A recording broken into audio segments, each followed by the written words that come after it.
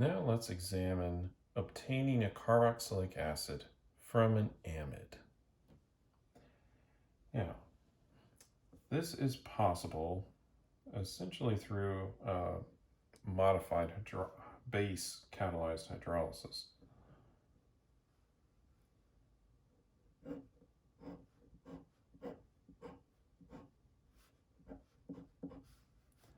So if we begin with an amide,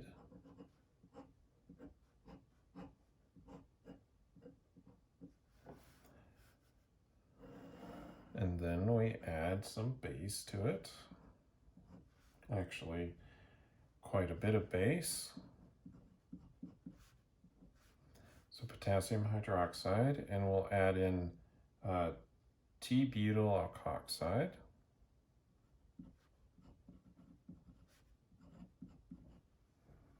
And the T-butyl alcohol will serve as solvent as well as some ether.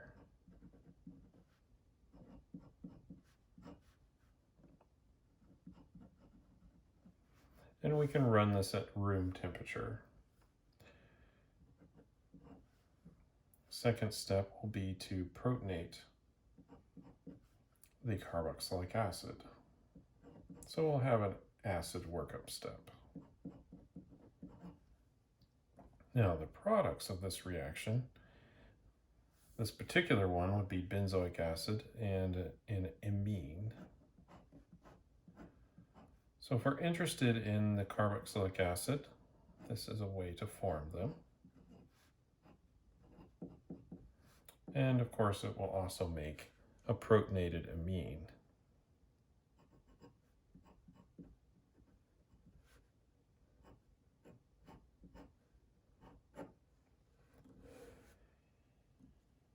Now, the mechanism for this is pretty similar to a lot of what we've seen, and I'm going to abbreviate the phenyl group here as just pH for simplicity.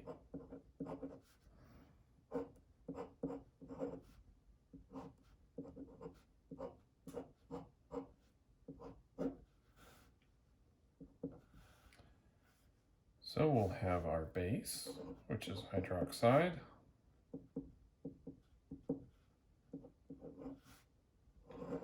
That's going to attack our carbonyl carbon.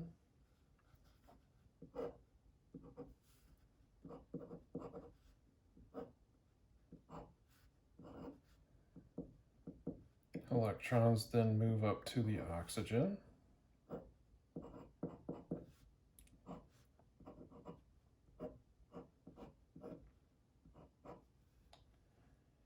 And then at this point, we will have the electrons move back down from the oxygen and over onto the amine, which will form our leaving group.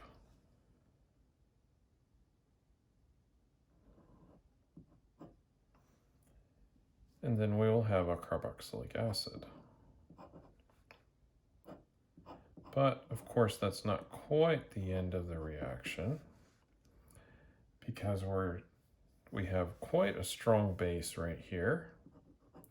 So that is going to deprotonate our newly formed carboxylic acid.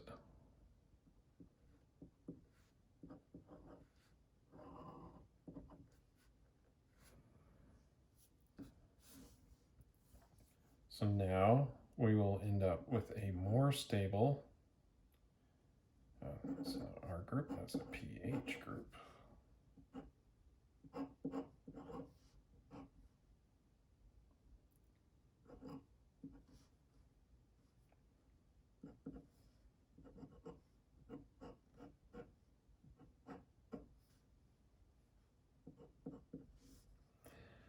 And of course, during our acid workup step, we're going to have this attack, and I'll just write H+. So that will attack H+, and our nitrogen is also going to pick up an H+. And that will generate our products right here. Now, this deprotonated carboxylic acid is a lot more stable than our initial leaving group. And so actually getting to this point is very difficult energetically. It's hard for this to attack. It's hard to form this species. But once this leaves and that deprotonation has happened, then this reaction can no longer reverse back. And it will tend to drive the reaction forward.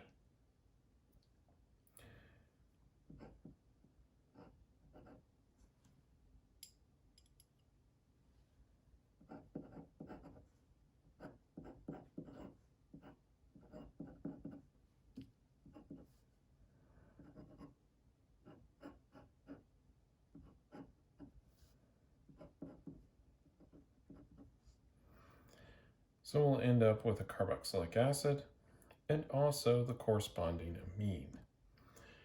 Now, this is a good way to make a carboxylic acid, assuming you have an amine or an amide. It's also a way to make the amine.